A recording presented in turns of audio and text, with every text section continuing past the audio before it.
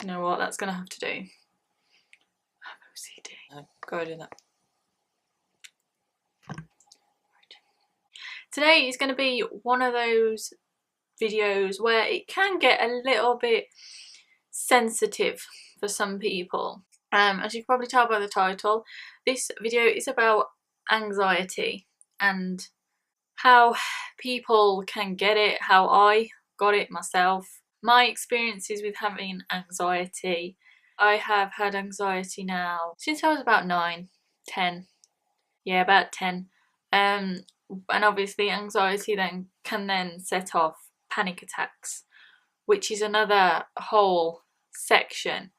But with my experiences with anxiety, panic attacks come along with it. So I will be talking about panic attacks as well as anxiety in this video. Some people don't like this topic, some people don't necessarily like to talk about it or watch somebody talk about it, because you never know, it could set somebody off right now with having a panic attack or feeling anxious. So if you really don't want to watch it, just leave the video, and then I'll be doing another one in the next week.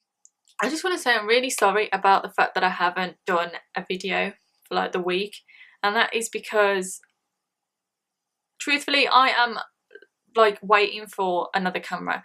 This that I'm on now is, well, will be my vlogging camera after I get my new camera, which is the Canon 70D. So I should be a lot more enhanced by next week, and this will be now my vlogging camera. But I promise you, by next week I will be in even more HD than what I am now. So without further ado, like I say every video, I will get started. As I said, I started having anxiety, symptoms of anxiety, about the age of 10, and that set off my panic attacks. Now, if you want to talk about panic attacks to me, I am pretty knowledgeable, because at one point in my life I had a panic attack every day, which lasted for about 6 to 8 months. And it was normally when I would get into bed and my mind would start racing, like through the day, through what's happened through the day, through the weeks, even through the year, or if something was coming up that I really wasn't looking forward to, that would set my anxiety off, which led to a panic attack. So the first ever symptom I had of anxiety / panic attacks was about the age of 9, and it was when my dad wasn't answering his phone. Now we're talking when I was 9, so it would have been about 2008, probably 2007, and phones weren't as popular as they are today, and my dad had this little stupid phone which still had the letters on that you had to press 3 times to get a letter if it was the last one on the pad thing. And so I don't know what happened, but my mum was trying to phone him and he wasn't answering, and my mum was getting very worried, and I could feel myself gaining sense of feeling sick. I just felt pure sick in the back of my throat, and I've always been scared of vomit, so if I was going to be sick I would break. I still do. Little did I know what would come after that would be the panic attack. So because I was worrying, the sick feeling came, and then once my mum got in touch with him, it went. That was it. I was perfectly fine after that again. Oh, a year later, when I was in year 5, because I was 10, all of a sudden I got into bed and I started to feel sick again, and it was just that I got into bed and I just kept thinking, just go to sleep, just go to sleep, just go to sleep. I think I was really wide awake and I wanted to get to sleep, and you know when you're thinking, I've got to go to sleep now, go to sleep now. And then I kept thinking about stuff, and then I would get this sick feeling, and then about 5 minutes after that I would feel my body starting to shake, uncontrollably. Now my whole body would shake, around my rib area particularly. My legs would shake uncontrollably. I wouldn't be able to focus on anything other than this panic attack. That really did scare me. Normally it's triggered by something that you're worrying about, but I didn't understand what that trigger was up until I left primary school. Now, I hated school ever since about year 3, when I had this teacher, and I hated her voice. If she shouted, it went through me. I think my body must have been tolerating it, or my mind must have been tolerating it up until I got to year 10, and I had another teacher that I didn't particularly like, and she was the same. If she shouted, it just went through me and I would be terrified. But when I left school, my mum then realised that I was panicking about going to school the next day. So I would be going to bed thinking about, oh my god, what the hell is going to happen tomorrow? I need to go back to that place, which I really, really, really, really hate. And then I would start to panic about it. For about 8 months, this happened every night. I would get into bed, I would start shaking and feeling sick. My throat would just feel like it was, closed. And it would come in waves. Would all of a sudden start to panic, and I would get this sick feeling and I would shake uncontrollably. Then it would ease off a bit. It would ease off and I would relax for about a minute, and I would start to drift off to sleep. And then all of a sudden it was like my body was like, no, you've got to think about tomorrow, you're going back to school again. And I would all of a sudden jump in my sleep. The panic attack would then go on for its next phase before I then calmed down again and would slowly drift off to sleep. I wouldn't be going to sleep until about midnight. And the funny thing was, it would get to about midnight and then it would be like someone switched me off and the panic attack would just stop, because I was shaking. I would be shaking and panicking for about 3 hours because I would go to bed at 9. And then my body would just be like, no, can't cope with this anymore. And I would just fall off to sleep. Not sponsored, by the way. And thank you for Amber and Sam for getting me this. You'll be watching this, hopefully, if you haven't turned it off by now. So I got help by actually having hypnotherapy.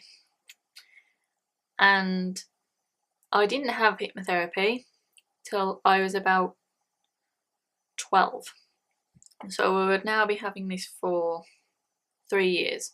And it got to the stage where I would panic about eating in a restaurant, in public, basically.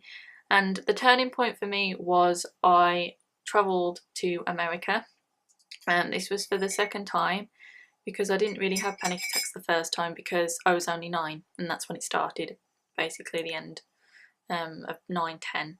So the second time I'm going to America, I was in Las Vegas, and for the whole holiday I had been panicking about eating in a restaurant, and I knew at some point I would have to sit down with my mum and dad and eat in a restaurant, and it absolutely terrified me. I felt like if I didn't eat all of the food that my mum and dad had bought for me, I thought my dad was going to shout at me or have a go at me in some sort of way. And that was what he did if I didn't eat my food. And I wasn't a very big eater.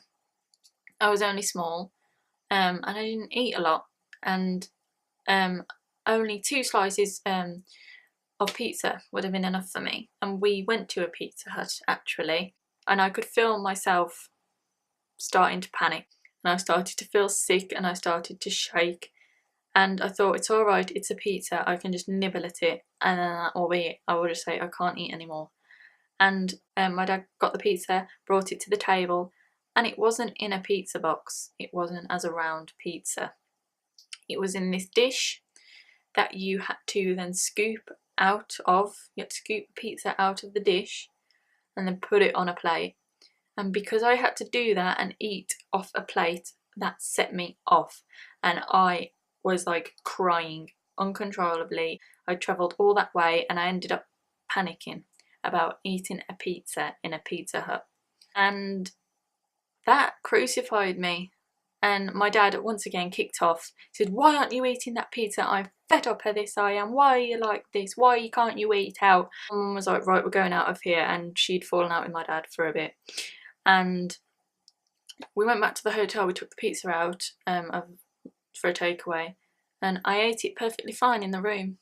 That was the turning point for me. I have been back to that Pizza Hut since, and I have eaten in there, and that sort of settled my demons with it and made me even more happy. And in the end I had hypnotherapy.